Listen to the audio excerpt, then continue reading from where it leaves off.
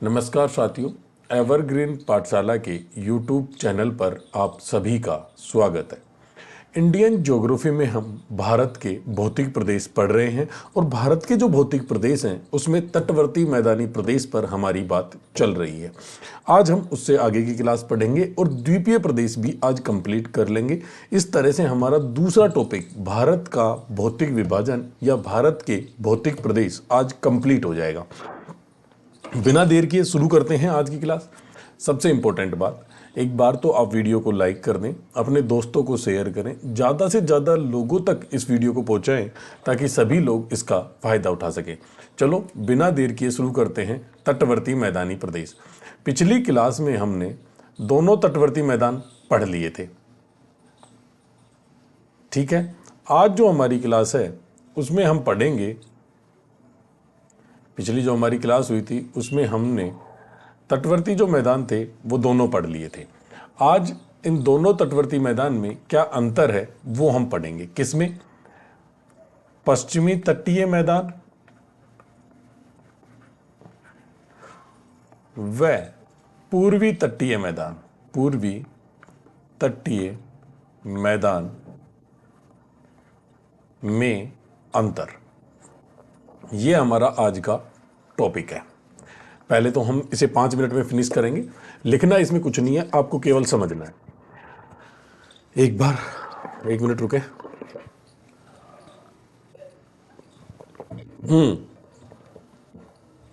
अब हम शुरू करते हैं।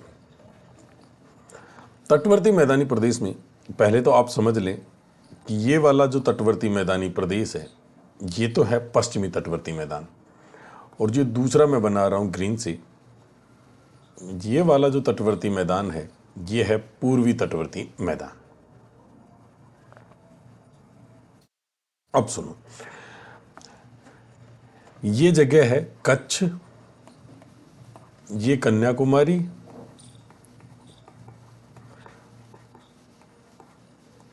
ये स्वर्ण रेखा।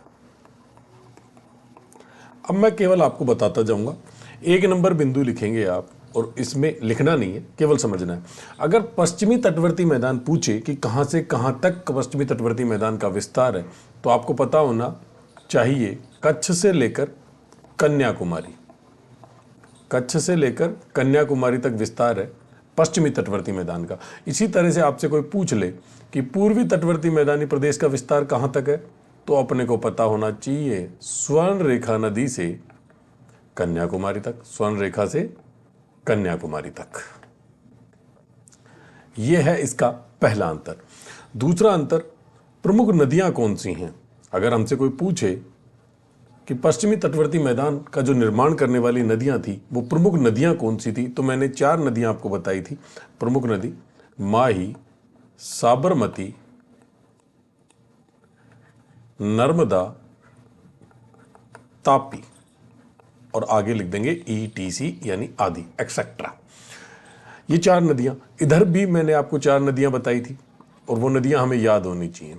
Krishna, Kaveri, Godavari, Mahanadi, ETC etcetera. ये 4 नदियां दोनों तरफ हमने देख ली। फिर हमने बताया था कि पश्चिमी तटवर्ती मैदान में नदियां नदमुख का निर्माण करती हैं, तो तीसरा बिंदु हमारा हो जाएगा कि यहां पर नदमुख का निर्माण होता है। नदमुख, इतना ही लिखेंगे। इस साइड में चलेंगे तो हमारा तीसरा बिंदु हो जाएगा कि नदियां डेल्टा का निर्माण करती हैं। किसका? डेल्टा का। अगर पश्चिमी तटवर्ती मैदान की आपसे औसत चौड़ाई पूछी जाए तो हमें पता होना चाहिए कि नदमुख का निर्माण करती हैं, इसलिए इनकी औसत चौड़ाई 50 से 100 किलोमीटर होती है, अर्थात कम चौड़ाई होती है सकड़े मैदान। अगर हमसे पूछे कि पूर्वी तटवर्ती मैदान की लंबाई चौड़ाई कितनी होती है, तो हमें पता होना चाहिए कि पूर्वी तटवर्ती मैदान पर नदियां डेल्टा बनाती हैं, इसलिए इनकी चौड़ाई 100 से 150 किलोमीटर और कहीं कहीं इससे भी ज़्यादा होती है। यह हमें पता होना चाहिए। दूसरी बात, ये जो मैदान है ये पथरीला है और ऊबड़ खाबड़ है। ऊबड़ खाबड़ मैदान है। और इधर करें तो ये समतल मैदान है। समतल मैदान है। ये इसके बाद देखें तो इसका अगला बिंदु है कि यहां पश्चिमी तटवर्ती मैदान में हमें पथरीले द्वीप मिलेंगे, पथरीले द्वीप, और पूर्वी तटवर्ती मैदान में हमें कांपीय द्वीप मिलेंगे, कांपीय द्वीप। जो द्वीपीय प्रदेश आज हम पढ़ने वाले हैं उसमें ये दोनों द्वीप आज हम पढ़ेंगे, कांपीय द्वीप और पथरीले द्वीप। क्योंकि हमने पढ़ा है कि जो पश्चिमी तटवर्ती मैदान है वो ऊबड़ खाबड़ और पथरीला है, तो पथरीले द्वीप मिलेंगे पश्चिमी तटवर्ती मैदान पर, और कांपीय जो द्वीप है वो मिलेंगे डेल्टाई क्षेत्र में। तो डेल्टा क्षेत्र होता है हमारा पूर्वी मैदानी क्षेत्र, इसलिए पूर्वी तटीय जो मैदान है वहां पर मिलते हैं हमें कांपीय द्वीप। इन बिंदु को आपको लिखने की जरूरत नहीं है, ये चीजें मैंने केवल आपको समझाई हैं। आपको समझ में आना चाहिए कि अगर डिवाइडेशन आ जाए तो हमें कैसे करना है, ठीक है। इसके बाद अपन लिख सकते हैं कि जो पश्चिमी तटवर्ती मैदान है, ये जो मैदान है ये निमज्जन तट का उदाहरण है। इधर चलेंगे तो ये उमज्जन तट का उदाहरण है, उन्मज्जन तट का, ठीक है। फिर अगर पूछे तो यहां बंदरगाह निर्माण की अनुकूल परिस्थितियां, बंदरगाह बन सकते हैं, और यहां बंदरगाह नहीं बन सकते, इस साइड में बंदरगाह नहीं बन सकते। अर्थात बंदरगाह बन सकते हैं, कृत्रिम बन सकते हैं, प्राकृतिक रूप से बंदरगाह निर्माण की अनुकूल परिस्थितियां यहां नहीं पाई जाती हैं पूर्वी तटवर्ती मैदान में। यह था पूरा का पूरा इन दोनों मैदानी भागों में अंतर। अब हमारा तटवर्ती मैदानी प्रदेश तो हो गया है कंप्लीट, और आज हम शुरू करेंगे द्वीपीय प्रदेश। ये चीजें आपको सब कुछ मैंने ऑलरेडी नोट्स में पढ़ा दिया है, लिखने की जरूरत नहीं है। मैंने बताया है कि अगर हमें अंतर करना हो या डिफरेंस करना हो, कहीं डिफरेंस लिखने हो, इन दोनों भागों में अंतर लिखने हो, तो हम ऐसे लिख सकते हैं। अब हम बात करते हैं आगे।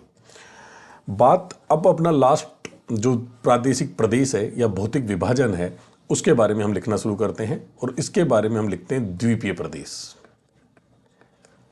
द्वीपीय प्रदेश। अब द्वीपीय प्रदेश है ना, वो दो प्रकार के द्वीप पाए जा सकते हैं। कितने प्रकार के? तो यहां लिख दो, दो प्रकार के द्वीप। दो प्रकार के द्वीप। कितने प्रकार के द्वीप पा सकते हैं? तो दो प्रकार के द्वीप हमें पास मिल सकते हैं। कौन कौन से द्वीप भारत में मिलेंगे वो हम देखते हैं। दो प्रकार के द्वीप हमारे यहां पाए जाते हैं। पहला जो द्वीप है वो पाया जाता है तटीय द्वीप। कौन सा? तटीय द्वीप। और दूसरा पाए जाते हैं दूरस्थ द्वीप। दूरस्थ द्वीप। ये मैप आप मेरे साथ ऐसे कैसे बना ले, मैप क्या, डायग्राम ऐसे कैसे ड्रॉ कर लें आप भी अपनी किताब में। द्वीपीय प्रदेश, दो प्रकार के द्वीप पाए जाएंगे। कौन कौन से? तटीय द्वीप और दूरस्थ द्वीप। अब तटीय द्वीप कौन से होते हैं? वे द्वीप जो तट के किनारे हैं या जो तटवर्ती मैदानी प्रदेश में बन रहे हैं, वे द्वीप तटवर्ती मैदानी प्रदेश में स्थित हैं, उन्हें बोलते हैं हम तटीय द्वीप। दूरस्थ द्वीप जो भौगोलिक सीमा या भौगोलिक क्षेत्र या मुख्य जो भूभाग है उससे दूर स्थित जो द्वीप हैं वो कहलाते हैं दूरस्थ द्वीप। दोनों चीजों को अंतर समझिए, और नाम से ही समझ में आ रहा है। तटीय द्वीप जो तट पर होंगे, और दूरस्थ द्वीप जो तट से दूर होंगे, वो दूरस्थ द्वीप। तटीय द्वीप दो प्रकार से बनते हैं। कौन कौन से?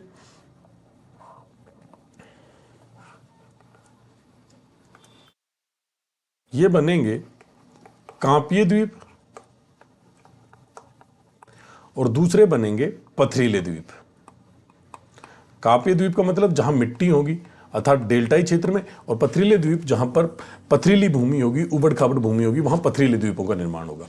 अगर हम बात करें दूरस्थ द्वीप, तो दूरस्थ द्वीप भी दो प्रकार के हैं।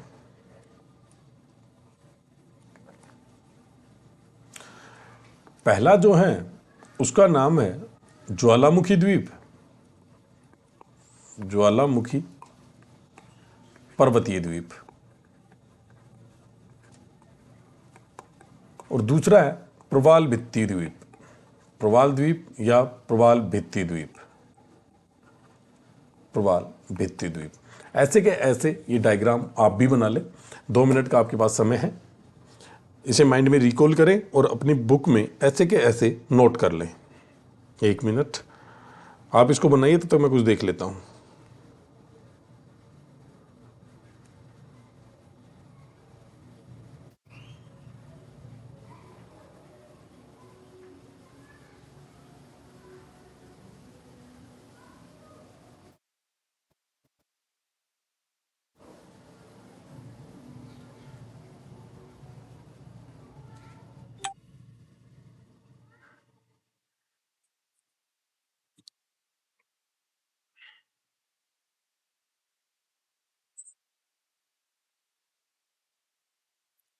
बना लिया होगा डायग्राम।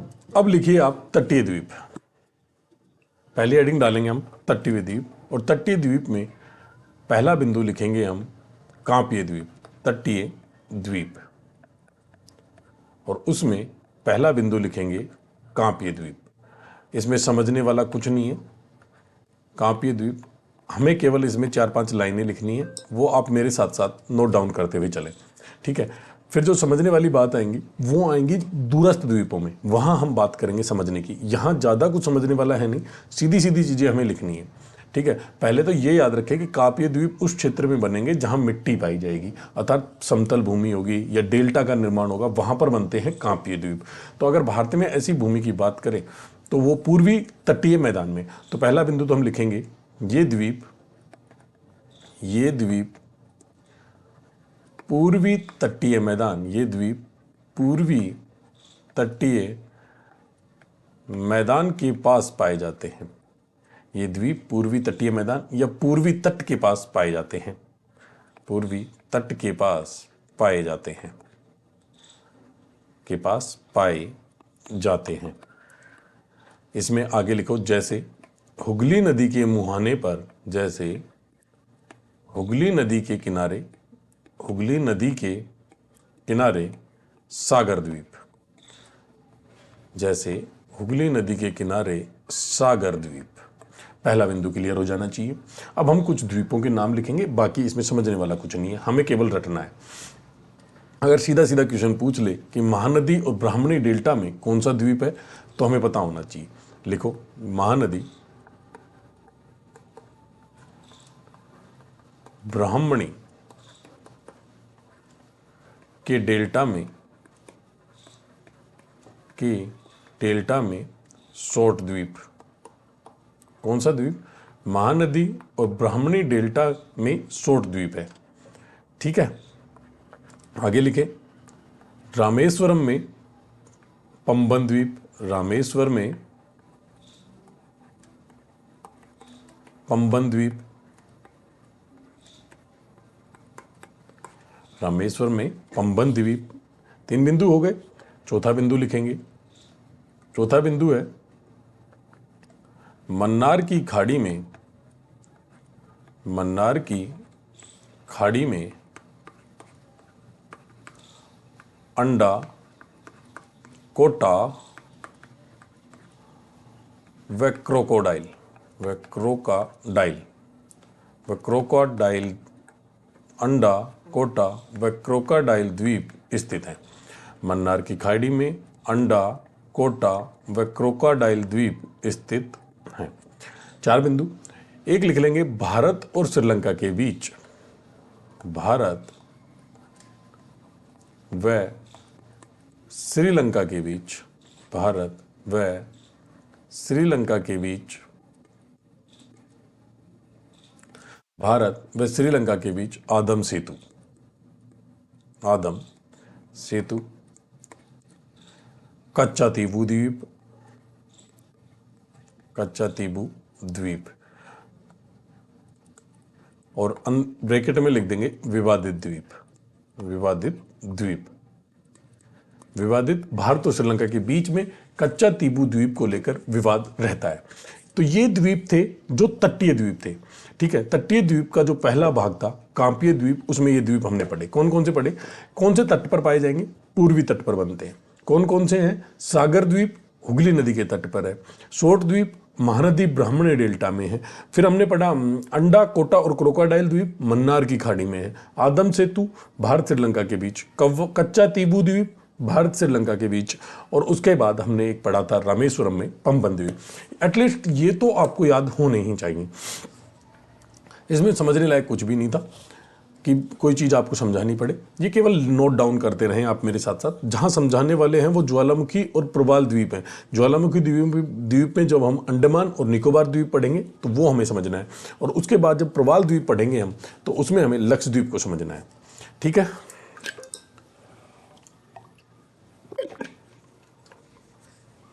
दूसरा बिंदु लिखें पथरीले द्वीप।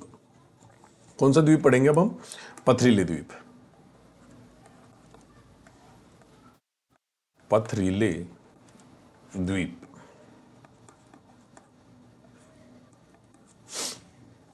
पथरीले द्वीप की बात करें तो पेन चेंज करता हूं, पहले तो मैं इससे पेंसिल लेते हैं।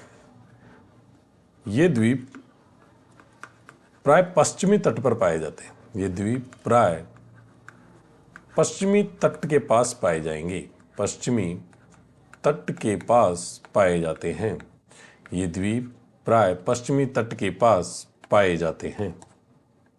कौन से द्वीप, साथ साथ नोट डाउन करते रहेंगे। ये द्वीप प्राय पश्चिमी तट के पास पाए जाते हैं। अब दूसरा लिखेंगे, काठियावाड़ प्रायद्वीप में, काठियावाड़ प्रायद्वीप में, काठियावाड़ प्रायद्वीप में पीरम व भैंसला द्वीप स्थित है। पीरम व भैंसला द्वीप स्थित है। पीरम व भैंसला द्वीप स्थित है। अगला बिंदु, मुंबई के पास, मुंबई के पास, मुंबई के पास हैनरे, कैनरे, बूचर, मुंबई के पास हैनरे, कैनरे, बूचर तथा एलिफेंटा जैसे द्वीप स्थित हैं, तथा एलिफेंटा जैसे, तथा एलिफेंटा जैसे द्वीप स्थित हैं, द्वीप स्थित हैं। ये थे हमारे तटीय द्वीप। इनमें ज्यादा कुछ याद रखने वाला था नहीं। अब इंपॉर्टेंट द्वीप हैं दोनों, अंडमान और निकोबार द्वीप, जो कि ज्वालामुखी और पर्वतीय द्वीपों में आते हैं, और दूसरा आता है प्रवाल भित्ति वाला द्वीप, जिसमें आता है लक्षद्वीप। दोनों ही इंपॉर्टेंट है। तो अब हम शुरू करते हैं। दूरस्थ द्वीप, हेडिंग डाल लीजिए, दूरस्थ द्वीप, और उसमें पहला है अंडमान निकोबार। दूरस्थ द्वीप, और उसमें भी पहली हेडिंग डालिए ज्वालामुखी द्वीप, और ज्वालामुखी द्वीप में पहली है अंडमान और निकोबार। ज्वालामुखी द्वीप, और इसमें मेन हेडिंग है हमारी अंडमान व निकोबार, अंडमान व निकोबार।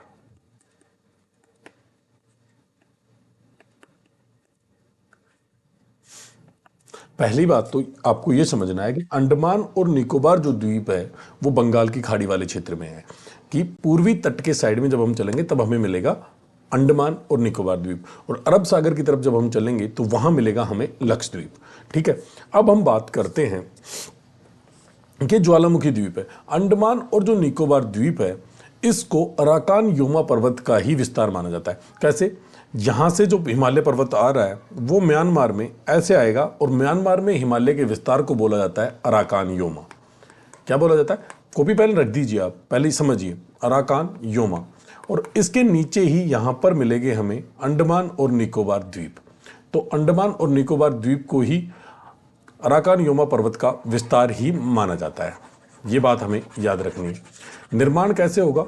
तो इंडो ऑस्ट्रेलियन और बर्मा प्लेट के अभिसरण से, जो कि हमने हिमालय में भी पढ़ा था।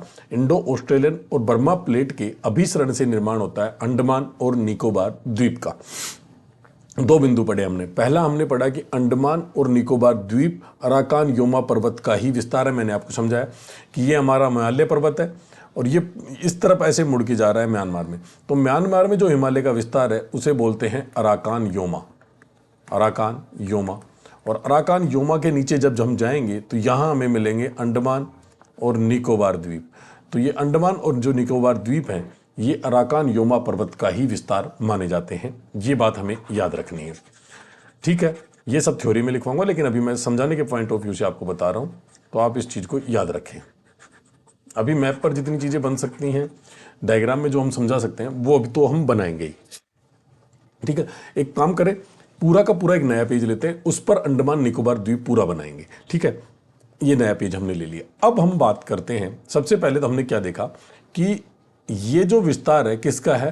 अराकान योमा पर्वत का, अराकान योमा पर्वत का विस्तार। चलो लिखते कुछ नहीं है यहाँ पर, बाद में समझाते जाएंगे। ठीक है, कैसे था विस्तार मैंने समझा दिया। दूसरी बात मैंने आपको समझाई कि इंडो ऑस्ट्रेलियन और बर्मा प्लेट के अभिसरण से निर्माण होता है अंडमान निकोबार द्वीप का। कितने द्वीप है? तो यहाँ लगभग 572 ज्वालामुखी द्वीप है। कितने द्वीप हैं? 572 द्वीप हैं अंडमान और निकोबार क्षेत्र में। ये जो क्षेत्र है ना अंडमान निकोबार, यहां पर सदाबहार वनस्पति पाई जाती है। वर्षा भी 200 सेंटीमीटर से अधिक प्राप्त होती है। इस कारण यहां पर जैव विविधता भी उच्च प्राप्त होती है। क्या बात है? अंडमान और जो निकोबार है, अंडमान और जो निकोबार क्षेत्र है, इस क्षेत्र में, अंडमान और निकोबार क्षेत्र में, अंडमान और निकोबार क्षेत्र में वर्षा 200 सेंटीमीटर से अधिक प्राप्त होती है। कितनी? 200 सेंटीमीटर से अधिक वर्षा प्राप्त होगी हमें अंडमान और निकोबार क्षेत्र में। इसके बाद इस क्षेत्र में सदाबहार वनस्पति हमें पाई जाएंगी और यहां पर जैव विविधता उच्च पाई जाती है। इसी कारण जो अंडमान और निकोबार है, इसे विश्व के 36 जैव विविधता तप्त स्थलों में शामिल किया गया है। कितने पॉइंट मैंने आपको पढ़ा दिए? मैंने आपको 4 पॉइंट पढ़ा दिए। सबसे पहला 6 पॉइंट पढ़ा दिए। पहला पॉइंट हमने देखा, अराकान योमा पर्वत का ही ये विस्तार है। कौन? अंडमान और निकोबार। अंडमान और जो निकोबार है, ये अराकान योमा पर्वत का विस्तार है। पिछले पेज पर चलते हैं, वहीं लिख देंगे शॉर्ट में, फिर बाद में मैं आपको समझाता जाऊंगा। पहला बिंदु हमने देखा, अराकान योमा पर्वत का विस्तार। अराकान, ये आपको लिखना नहीं है, मैं जब थ्योरी लिखूंगा वो आपको लिखना है। अराकान योमा पर्वत का विस्तार, ये तो एज ए शॉर्ट नोट्स आपके काम आ जाएंगे। ठीक है। दूसरा बिंदु देखा, इंडो ऑस्ट्रेलियन और बर्मा प्लेट के अभिसरण से निर्माण। इंडो ऑस्ट्रेलियन व बर्मा प्लेट के अभिसरण से निर्माण। बर्मा प्लेट के अभिसरण से निर्माण।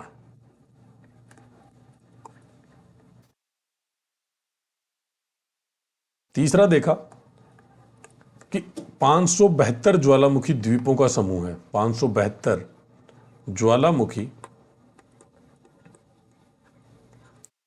द्वीपों का समूह। ठीक है। इसके बाद चौथा पॉइंट हमने देखा, चौथा पॉइंट क्या देखा था? उच्च जैव विविधता। उच्च जैव विविधता।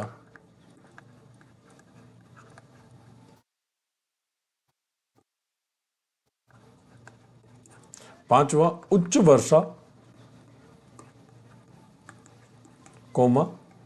सदाबहार वनस्पति।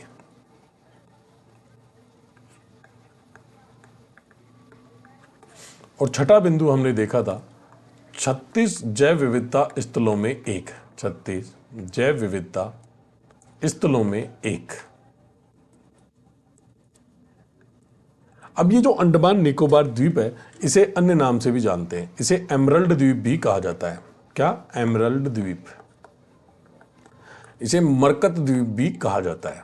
मरकत द्वीप भी इसे कहते हैं और एमरल्ड द्वीप भी इसे कहते हैं। ये बात आपको याद रखनी है। अराकान योमा पर्वत का विस्तार है। इंडो ऑस्ट्रेलियन और बर्मा प्लेट के अभिसरण से इसका निर्माण होता है। 572 ज्वालामुखी द्वीपों का समूह है।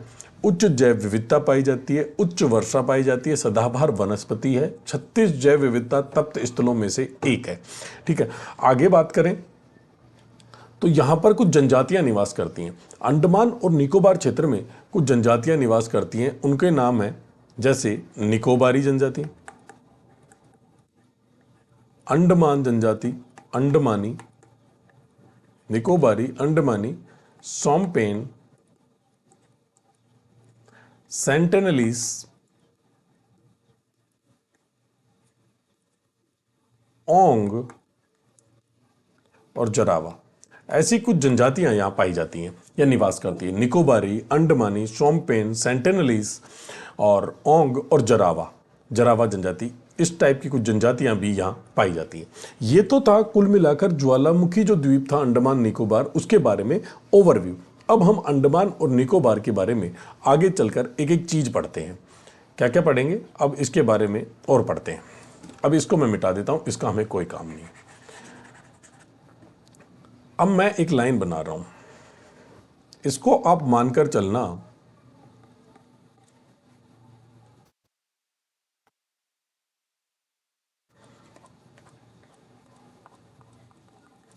ठीक है। एक लाइन मैं यहां बना रहा हूं,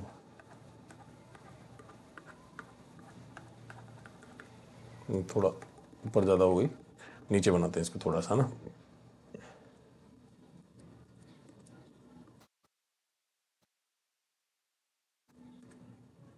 और एक लाइन बना रहा हूं मैं यहां पर।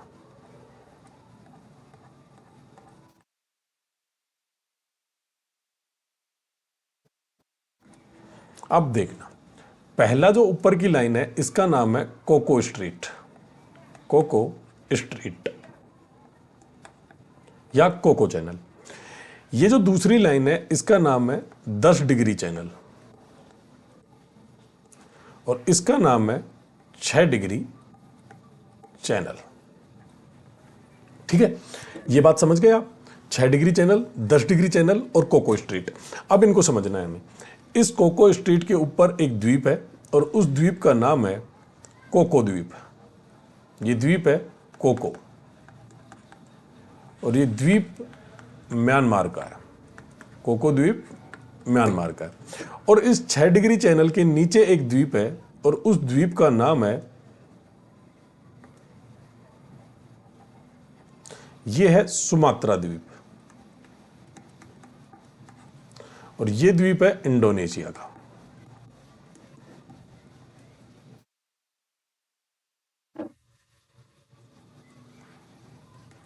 समझ गए? 6 डिग्री चैनल के नीचे है सुमात्रा द्वीप और इंडोनेशिया और कोको स्ट्रीट के ऊपर है कोको द्वीप जो कि म्यांमार का है। अब हम बात करते हैं अंडमान और निकोबार की। 10 डिग्री जो चैनल है ना, ये अंडमान और निकोबार द्वीप को अलग करता है। अर्थात 10 डिग्री चैनल के ऊपर की तरफ तो हमें मिलेगा अंडमान, यहां तो है अंडमान द्वीप। एक एक चीज को यहीं समझते हुए चलें ताकि आपको बाद में दिक्कत नहीं आए। और 10 डिग्री चैनल के नीचे है निकोबार द्वीप।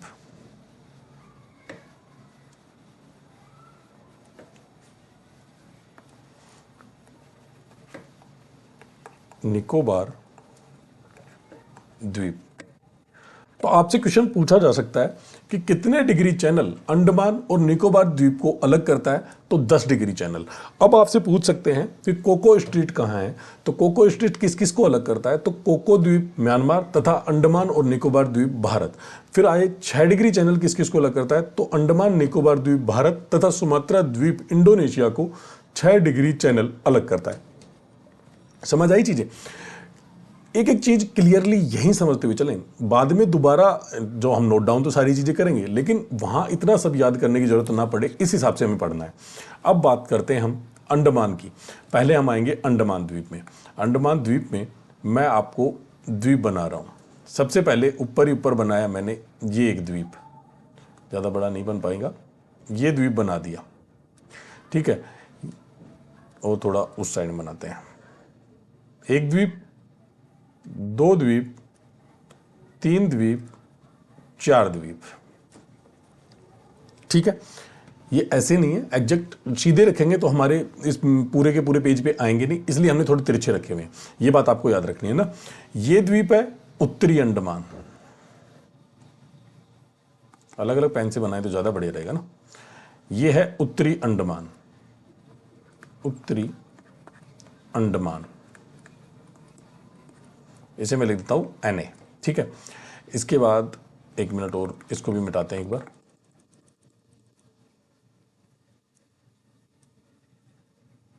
नए सिरे से बनाते हैं अपन। ये वाला पेन लेते हैं। 1, 2, पहला ये वाला भाग है उत्तरी अंडमान। कौन सा? उत्तरी अंडमान। दूसरा बनाते हैं हम, ये है मध्य अंडमान।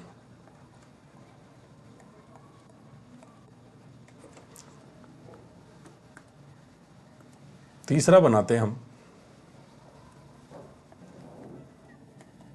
दक्षिणी अंडमान।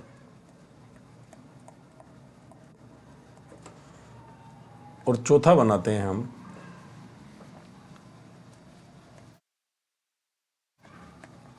लिटिल अंडमान।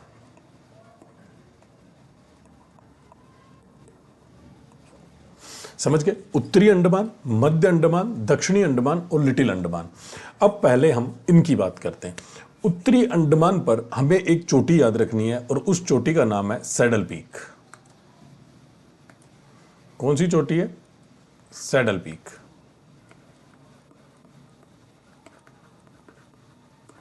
और ये अंडमान निकोबार की हाईएस्ट पीक है, ये हमें ध्यान रखना है। ये उत्तरी अंडमान पर स्थित है। दक्षिणी अंडमान पर आएंगे तो हमें मिलेगी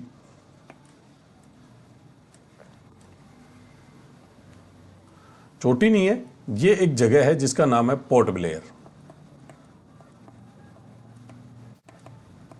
port Blair, port Blair Andaman और निकोबार की राजधानी है, जो कि दक्षिणी अंडमान पर स्थित है।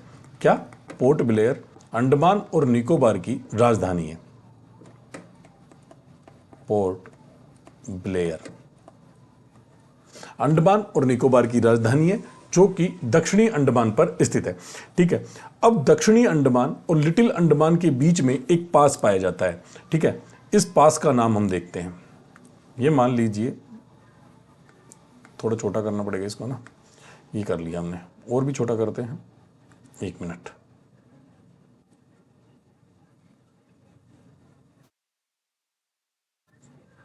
ये एक पास है और इस पास का नाम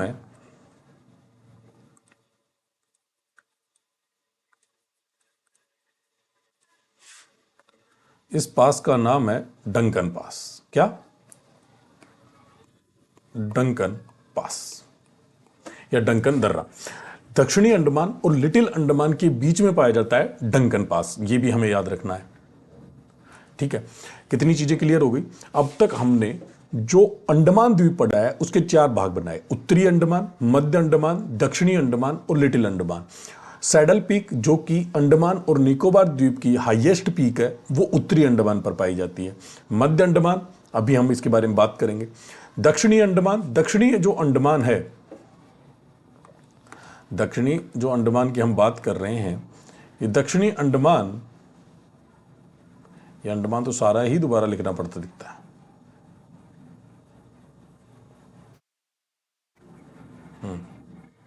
एक बार आइए वापस इसको लिख देते हैं। जो अंडमान है दक्षिणी अंडमान पर पोर्ट ब्लेयर स्थित है। पोर्ट ब्लेयर अंडमान और निकोबार की राजधानी है। फिर दक्षिणी अंडमान और लिटिल अंडमान के बीच में स्थित है डंकन पास। कौन सा पास? Duncan pass. कहां पर है? दक्षिणी अंडमान और लिटिल अंडमान के बीच में स्थित है।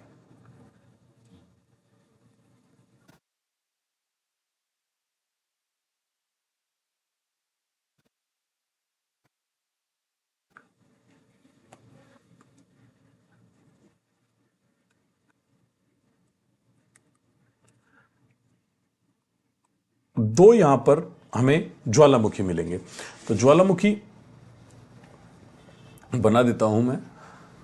कौन कौन से ज्वालामुखी हमें यहां मिलेंगे? तो ये देखो, एक ज्वालामुखी तो हमें यहां मिलेगा और इसका नाम है नारकोंडम।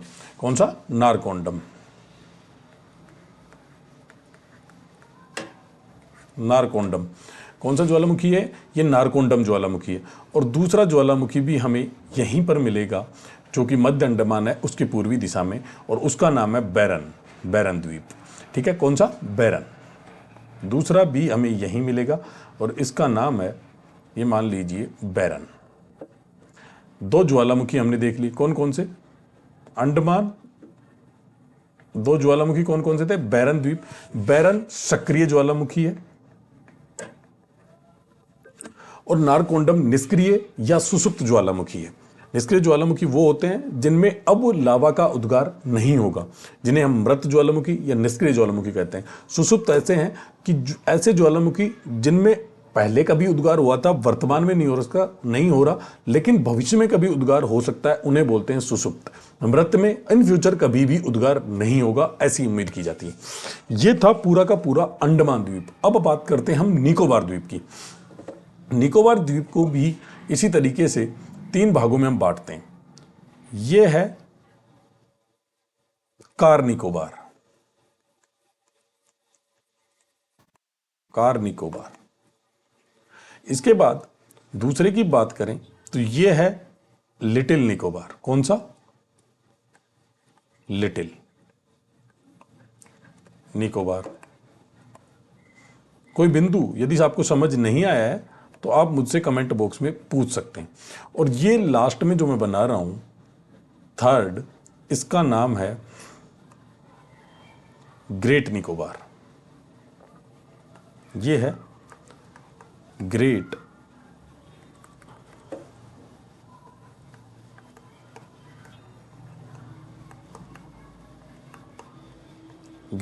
निकोबार। ठीक है, अब ग्रेट निकोबार पर हमें दो चीजें याद रखनी है। पहले, एक तो यहां पर एक चोटी पाई जाएगी, ये चोटी है, इसका नाम है माउंट थुइलर। कौन सा? माउंट थुइलर।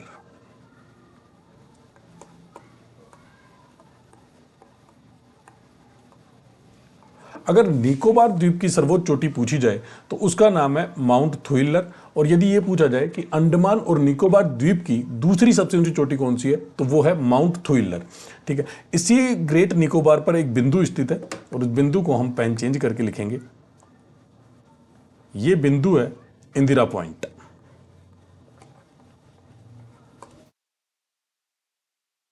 अगर आपने मेरी सारी क्लासें देखी हो तो जो पहला हमने पढ़ा था,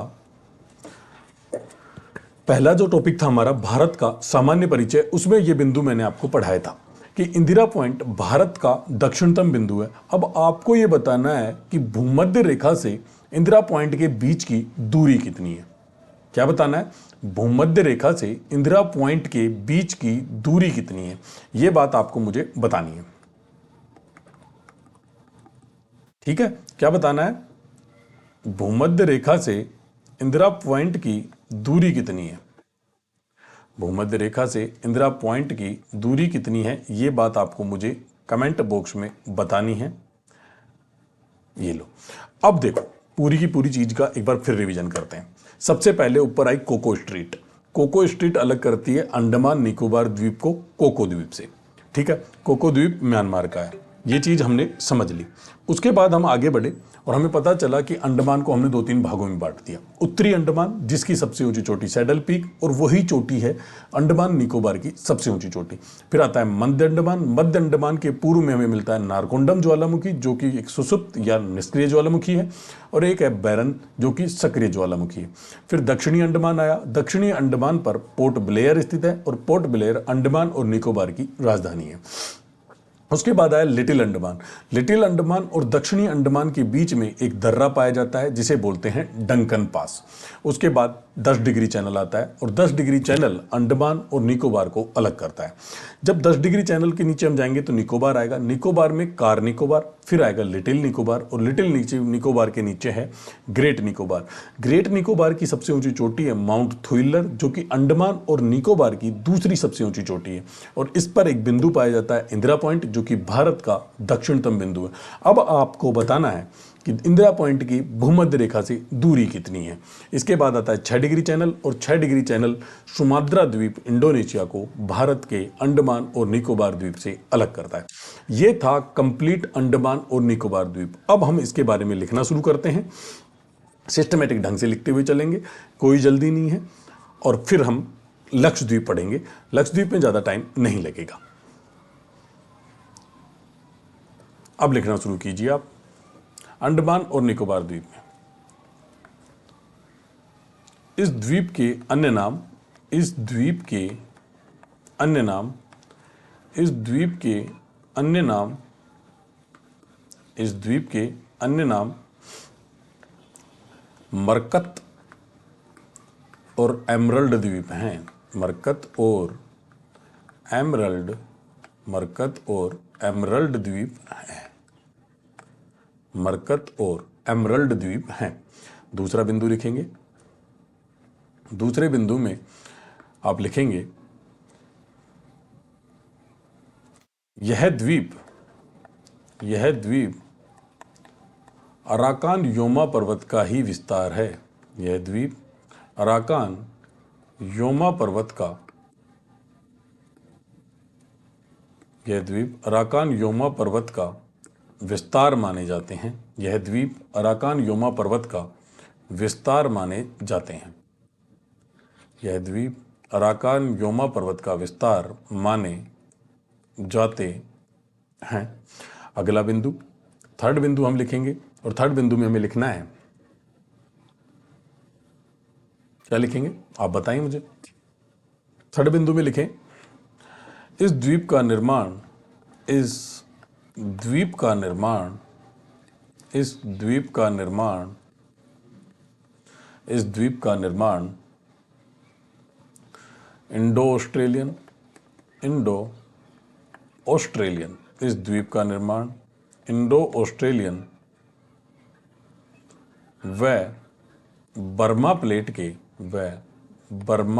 के इस द्वीप का निर्माण इंडो ऑस्ट्रेलियन व बर्मा प्लेट के अभिसरण से हुआ है। इस द्वीप का निर्माण इंडो ऑस्ट्रेलियन और बर्मा प्लेट के अभिसरण से हुआ है। किससे हुआ है? इंडो ऑस्ट्रेलियन और बर्मा प्लेट के अभिसरण से हुआ है। अगला बिंदु, सब चीज़ें मैंने ऑलरेडी समझा दी हैं, अब केवल हम नोट्स बना रहे हैं, है ना। तो ये नहीं कि अब नोट्स में भी दोबारा समझाना पड़े, आप नोट्स मेरे साथ लिखते हुए चलें। अगर मेरी स्पीड ज़्यादा है तो आप मुझे बता सकते हैं, स्पीड को थोड़ा और स्लो कर देंगे। अब लिखिए, इस द्वीप पर 200 सेंटीमीटर से अधिक वर्षा होती है। 200 सेंटीमीटर से अधिक वर्षा होती है। इस द्वीप पर 200 सेंटीमीटर से अधिक वर्षा होती है तथा सदाबहार वनस्पति इस द्वीप पर 200 सेंटीमीटर से अधिक वर्षा होती है तथा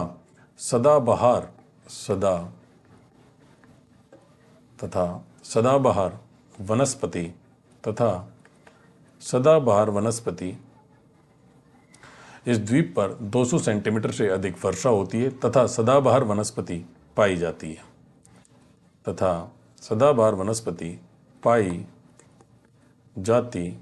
है। क्या क्या देखा हमने देखा कि इस द्वीप पर 200 सेंटीमीटर से अधिक वर्षा प्राप्त होगी और यहाँ सदाबहार वनस्पति पाई जाती है। अब हमें लिखेंगे, जब सदाबहार वनस्पति पाई जाती है तो यहाँ पर जैव विविधता भी उच्च होती है। इस द्वीप पर उच्च जैव विविधता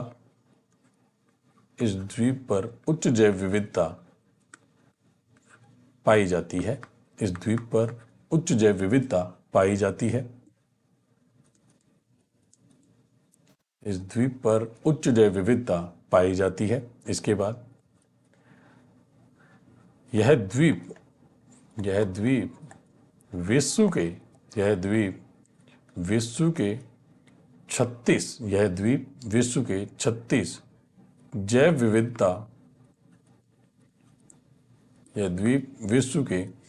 36 जैव विविधता तप्त स्थलों में से एक है या 36 जैव विविधता तप्त स्थलों में सम्मिलित है। ठीक है। इस द्वीप पर विभिन्न जनजातियां निवास करती हैं। इस द्वीप पर विभिन्न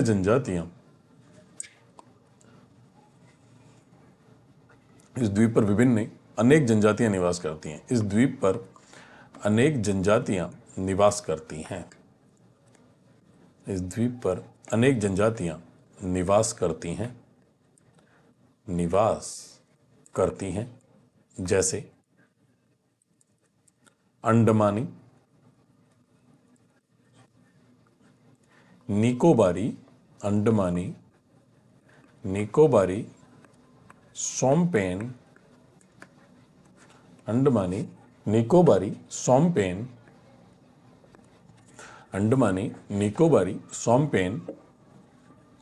जैसे अंडमानी निकोबारी सोमपेन, सेंटेनलीज, जरावा आदि। विभिन्न या अनेक जनजातियां निवास करती हैं। अब लिखो, कोको स्ट्रीट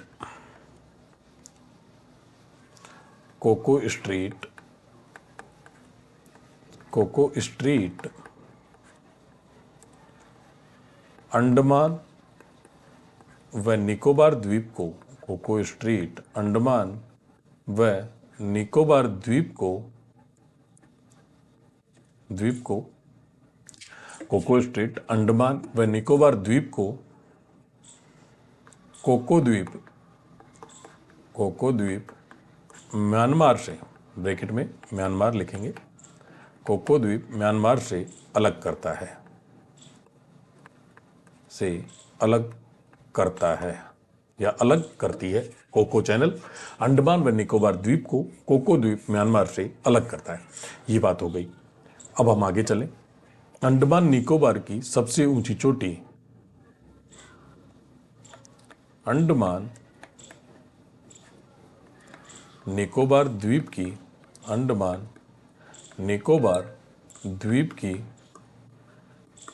अंडमान निकोबार द्वीप की सबसे ऊंची चोटी, सबसे अंडमान निकोबार द्वीप की सबसे ऊंची चोटी, ऊंची चोटी सैडल पीक है, सैडल पीक है। अंडमान निकोबार द्वीप की सबसे ऊंची चोटी सैडल पीक है, जो उत्तरी अंडमान पर स्थित है, जो उत्तरी अंडमान पर स्थित है।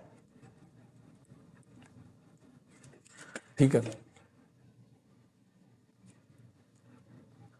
Port Blair, port Blair Andaman और निकोबार, अंडमान और निकोबार ए एंड एन लिख दिया मैंने, द्वीप की राजधानी है।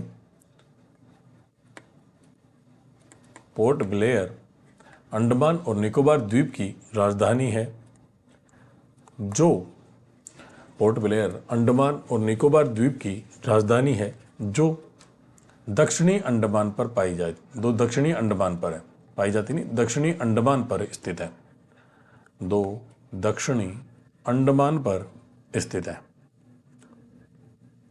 पर स्थित है। अगला बिंदु लिखेंगे Duncan pass, Duncan pass. Duncan pass में लिखेंगे,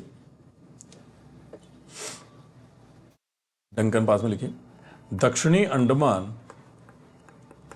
दक्षिणी अंडमान व लिटिल अंडमान के बीच स्थित है, व लिटिल अंडमान के बीच। डंकन पास दक्षिणी अंडमान व लिटिल अंडमान के बीच स्थित है, स्थित है। अब लिखें अंडमान और निकोबार द्वीप पर, अंडमान और निकोबार द्वीप पर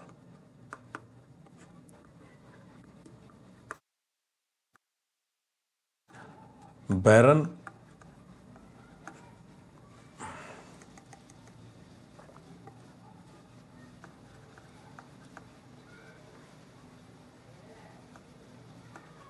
बैरन नामक सक्रिय ज्वालामुखी है। बैरन द्वीप है जो एक सक्रिय ज्वालामुखी है, बैरन नामक ज्वालामुखी है, द्वीप नहीं ज्वालामुखी है। बैरन ज्वालामुखी है, मुखी है जो एक सक्रिय ज्वालामुखी है, जो एक सक्रिय ज्वालामुखी है, सक्रिय ज्वालामुखी है, तथा एक अन्य ज्वालामुखी, तथा एक अन्य ज्वालामुखी,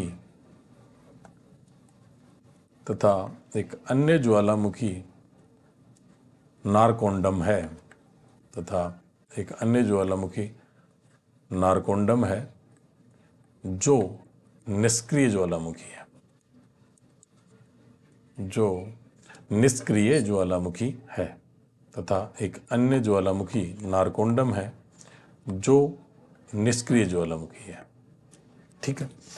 अब बात करते हैं 10 डिग्री चैनल की। अगला बिंदु 10 degree channel, 10 degree channel, 10 degree channel Andaman व निकोबार द्वीप को अलग होता है। अंडमान व निकोबार द्वीप को, अंडमान व निकोबार द्वीप को अलग करता है, अलग करता है। या ये पूछ सकते हैं कि 10 डिग्री चैनल अंडमान और निकोबार द्वीप के बीच में स्थित है ना। आगे बात करें, अगला माउंट थुइलर। माउंट थुइलर निकोबार द्वीप की सर्वोच्च चोटी, निकोबार द्वीप की सर्वोच्च चोटी तथा अंडमान और निकोबार द्वीप की, अर्थात जब दोनों द्वीप मिला लेंगे, अंडमान और निकोबार द्वीप की दूसरी सबसे ऊंची चोटी है, दूसरी सबसे ऊंची चोटी है, दूसरी सबसे ऊंची चोटी है जो ग्रेट निकोबार पर स्थित है, जो ग्रेट निकोबार पर, जो ग्रेट निकोबार पर स्थित है। कहां स्थित है? ग्रेट निकोबार पर स्थित है। अगला बिंदु Indira point. Indira point bracket में लिखो भारत का दक्षिणतम बिंदु, भारत का दक्षिणतम बिंदु ग्रेट निकोबार पर स्थित है, ग्रेट निकोबार पर स्थित है, ग्रेट निकोबार पर स्थित है। इसके बाद अंतिम बिंदु लिखेंगे 6 degree channel, 6 degree channel Andaman व निकोबार द्वीप को, 6 डिग्री चैनल अंडमान व निकोबार द्वीप को या ग्रेट निकोबार को द्वीप को सुमात्रा द्वीप, सुमात्रा द्वीप इंडोनेशिया, इंडोनेशिया से अलग करता है, से अलग करता है। कहानी खत्म हुई अंडमान और निकोबार द्वीप की। अब हम आगे बढ़ते हैं और हमारा अगला बिंदु है लक्षद्वीप। ये बंगाल की खाड़ी की भी द्वीप है, बंगाल की खाड़ी वाले क्षेत्र में पाया जाता है। अब अरब सागर में एक द्वीप और है जिसका नाम है लक्षद्वीप। अब लिखिए दूसरा जो द्वीप थे कोरल या प्रवाल द्वीप, कोरल या प्रवाल द्वीप, इसमें हम पढ़ेंगे लक्षद्वीप।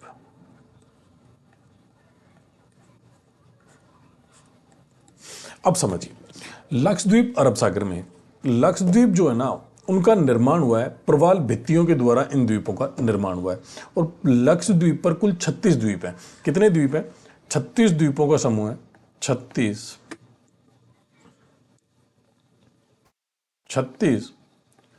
द्वीपों का समूह। समझ गए? लक्षद्वीप 36 द्वीपों का समूह है। अगला बिंदु निर्माण प्रवाल भित्तियों द्वारा, निर्माण प्रवाल भित्तियों द्वारा। और ये जो 36 द्वीप है ना, इसमें से केवल 10 द्वीपों पर मानव आवास पाया जाता है, 10 द्वीपों पर मानव निवास, मानव निवास। समझ आया कुछ? 36 द्वीपों का समूह है लक्षद्वीप। निर्माण होता है प्रवाल भित्तियों द्वारा, ठीक है। निर्माण में जो 36 द्वीप हैं उनमें से 10 द्वीपों पर मानव निवास पाया जाता है। और विस्तार की बात करें तो लगभग 21 किलोमीटर में इसका विस्तार है, 21 किलोमीटर में विस्तृत है लक्षद्वीप। अगर बात करें तो ये जो क्षेत्र है ना, इस क्षेत्र में हमें क्या याद रखना है? इस क्षेत्र में हमें याद रखना है एक बिंदु पक्षी-पित्ती द्वीप, पक्षी-पित्ती द्वीप। और ये पक्षियों के लिए विख्यात है, पक्षियों के लिए विख्यात, पक्षियों के लिए विख्यात है ये वाला क्षेत्र, है ना। इतनी बात हो गई। अगर सबसे बड़े द्वीप की बात करें, सबसे बड़ा द्वीप एंड्रोथ है और सबसे छोटा द्वीप बित्रा है। कौन सा? यहीं लिख देता हूं, सबसे बड़ा चलो ये थ्योरी में लिखवा देंगे, यहाँ लिखा हुआ था। एंड्रोथ सबसे बड़ा है और जो बित्रा द्वीप है वो सबसे छोटा है। लिख ही देते हैं, एंड्रोथ सबसे बड़ा और बित्रा सबसे छोटा।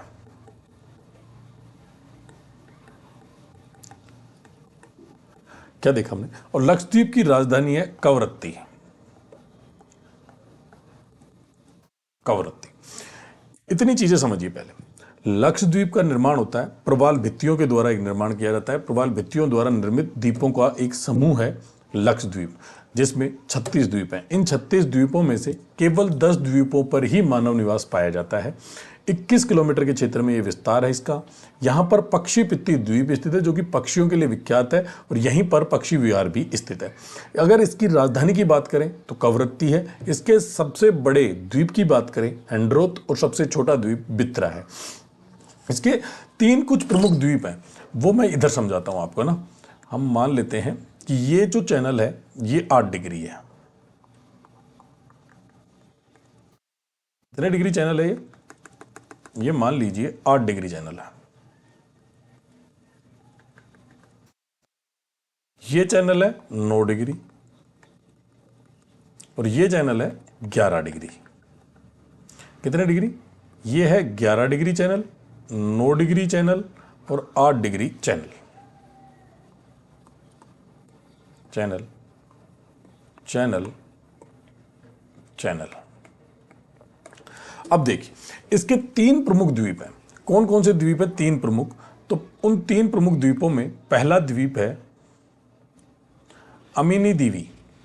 अमीन दीवी द्वीप। 3 प्रमुख द्वीप हैं, उनमें पहला है अमीन दीवी द्वीप। दूसरा द्वीप है कैन्ना नोर द्वीप, कैन्ना नोरे द्वीप, कैन्ना नोरे द्वीप। और तीसरा द्वीप है मिनिकोय। कौन सा द्वीप है तीसरा? मिनिकोय।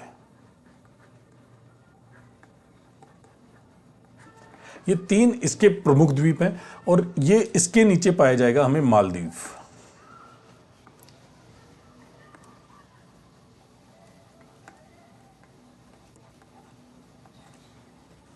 मालदीव है, द्वीप नहीं, मालदीव।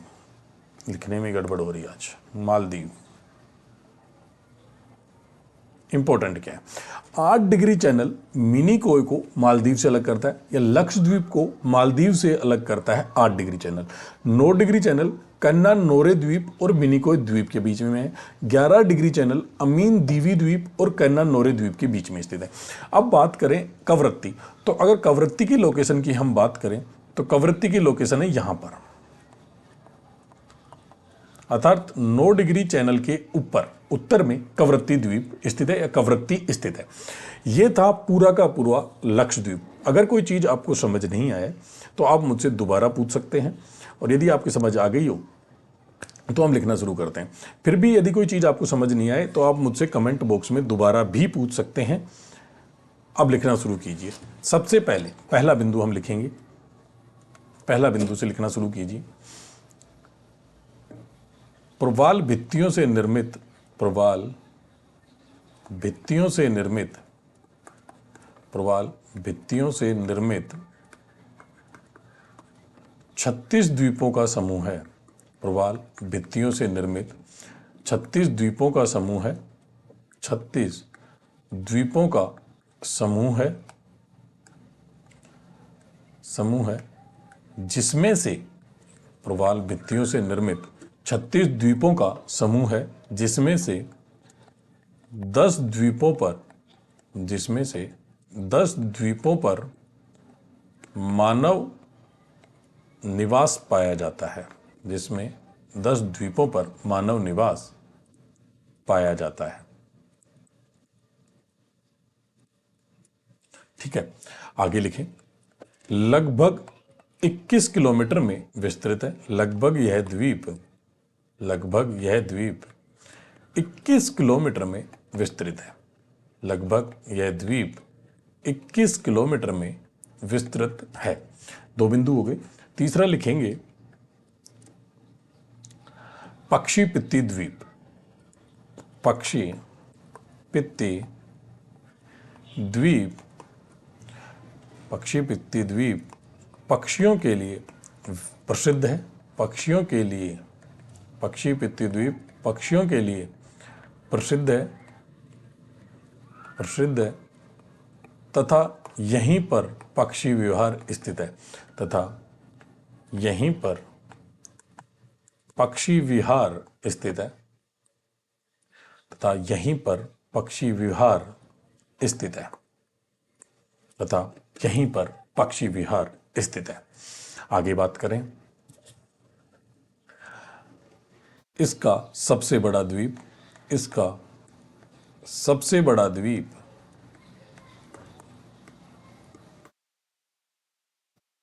एंड्रोथ,